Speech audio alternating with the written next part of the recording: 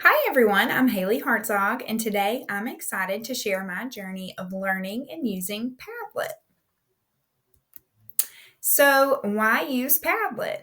Initially, I heard about Padlet from a colleague who was using it to facilitate brainstorming sessions in her classroom. So, this idea attracted me to Padlet, as well as the idea that it could be used as a digital bulletin board, and the fact that it is a collaborative platform that increases student engagement was also a plus. Here's a little background on Padlet for those who've never used it before. It's a versatile digital tool used for collaborative and interactive learning, and I chose it because I was curious about its potential to enhance student engagement and collaboration. I found that it is an extremely user friendly tool that offers lots of versatility and ways to enhance the student learning experience. Padlet is a digital learning canvas where users can add various content types that includes text, images, videos, links, and more, which I'll explain later in this video. It's great for all kinds of collaborative activities, including brainstorming, discussions, and project planning. So, lots of things that students can do in groups together.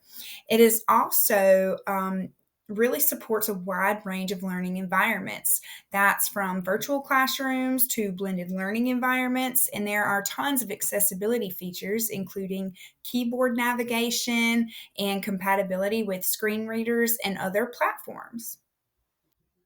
I started my Padlet exploration journey by visiting the Padlet website, padlet.com, and I signed up making myself a free account. I also completed a training, which you'll see here on the screen. Now, this training was a guided project where I could both watch the instructor, you see her name is Rachel on the right, while I simultaneously was able to log into my own Padlet account and work side by side with her. And so that was the guided project aspect of it. So it was really cool to be able to do that and immediately begin applying what I was learning and creating my own Padlet board, similar to what she was making, except using my own content. Then from there, I began exploring on my own its different features and capabilities. So, in continuing my exploration of Padlet, I watched several tutorial videos on YouTube in order to grasp the basics and the potentials of Padlet. I created a couple sample Padlets and I experimented with different layouts and just various things, just trying to figure it out on my own. I had to be very deliberate about what I kept and what I deleted because with the free version, you are limited to only 3 Padlet boards. Trial and error was a significant part of my journey. I did try different formats and various layouts, just trying to figure things out on my own and what worked and what didn't for my students. Content organization was a big thing that I had to research. What was the most effective way to lay the content out on Padlet for my students, such as like just using the different categories and structuring my content. My instructional coach was a great help. She helped me with things like sample activities since she also taught algebra before I did. She still had activities that she shared with me and kind of helped me figure out how I was going to integrate them into my Padlet lessons. She was always there for any feedback, what I could improve on, or just reflecting on anything that I'd already created and implemented into my Padlet. And of course, her job as an instructional coach is to be there for any ongoing support or troubleshooting. So it was really great to have her help answer any questions and find tips or solutions for me if ever I had a problem. So here you'll see a window of Padlet. You can log in if you already have an account, or you can click here on sign up and you can use a Google, a Microsoft, an Apple, or your own email account to set up. So here you'll see that I've logged into my own personal Padlet where I only have the one that I've been focusing on due to having to be very deliberate about my choices since I'm only limited to 3 in the free version. And here you can see it's kind of like my curation station. I have things separated into units and a little description of what each unit is for my enhanced eighth grade group. Um, Here's some things that I found through trial and error. I found that whenever you go to add sections or posts, if you accidentally add something to the wrong section, you can go to transfer post and you're able to move it to any section that you name that you think it belongs to. You can also, let's say I wanted to add a section here, which would be for my final exam study guide. Now, my final exam study guide won't be until next semester. So I can actually come here and I can schedule when I would like for my final exam to pop up for my students. You don't want to give them information too far ahead of time. So you can pick what day and time you would like it to be released.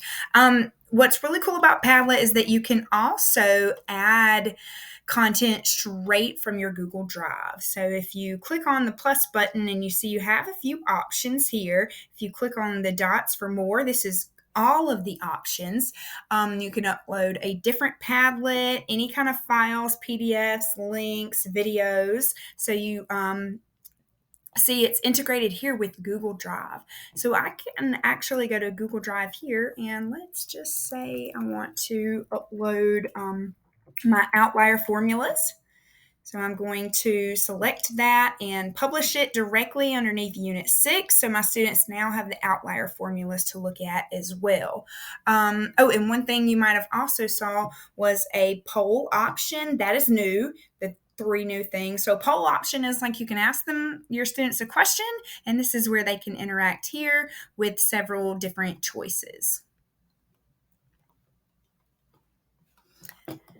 One thing that we have to be very careful about is security. So if you head into settings and you come on down, you'll see that you have some moderation options.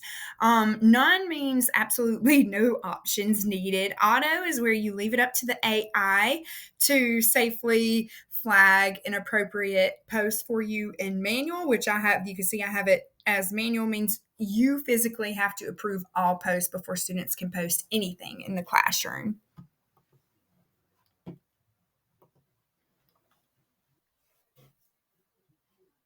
So I got different responses from my students about Padlet.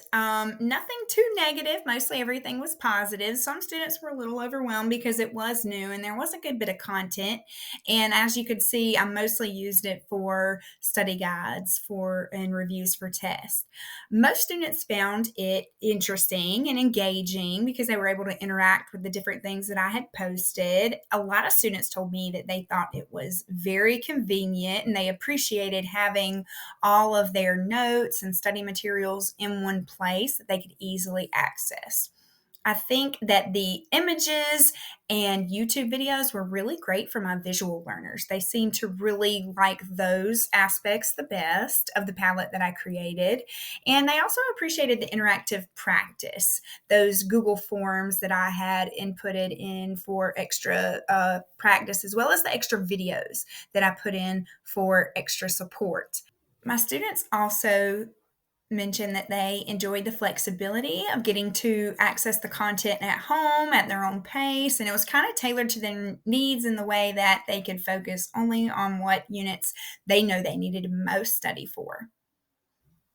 As for my evaluation of Padlet, I was extremely happy with the fact that it was free and very user friendly. I thought it works very well for different learning environments from K through 12 to higher education, and it could even be used in professional development situations. I also saw where it could be extremely effective for fostering collaboration, creativity, and critical thinking in our students. However, there were a few cons. It may not be suitable for all scenarios, particularly in those cases where there's privacy concerns. So you might remember the email that our professor sent out about this one. So there could be some concerns that may include like the potential unauthorized access. There's also the potential for students to misuse, but I think Padlet has tried to compensate that with their flagging tool or the fact that you have to okay whatever they post. One last thing is you are, with the free version, only limited to 3 Padlet boards. So you could delete and add as much as you want, but you have to stick to less than or equal to 3. And of course, you need stable internet in order to access. So I thought it'd be great to touch on how Padlet could be used in a professional learning environment and support the universal design for learning. Whether you are using this in your classroom or for professional development, Padlet offers multiple means of expression. There are various response formats that Padlet offers, including your learner could choose to type a response, draw a response, or actually record an audio response to upload. There's also the option of self-paced learning, which that provides opportunities for your learner to explore the materials at their own pace, and they can kind of express their own understanding when they're ready. As a teacher, you will want to be an active presence on your Padlet board so that you may offer the support and feedback that your students need to personalize their support level. Also, with the peer collaboration aspect, the peers will get the mutual support from each other. They can assist and interact together. And lastly, there's tons of flexibility and customization with Padlet.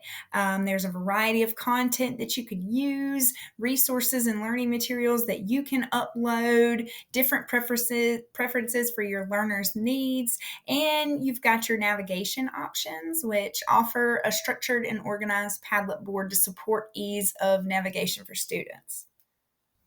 To sum up my tech tool journey with Padlet, I do plan to use it in the future with the goal of using it for content mastery. I want my students to be able to master my math standards, especially getting ready for their end of course tests. I hope that I can find new ways, whether it takes research or just trial and error, to find some activities to post to my Padlet that could really develop their critical thinking skills, whether it's working on different problems, analyzing data, or some kind of challenge I can post to my Padlet board. I also really hope to increase their collaboration. I don't know if I'll be able to do it with a project or through just discussions, but I do want to find a way to let them collaborate on it as well. Maybe I could find some self-directed learning activities.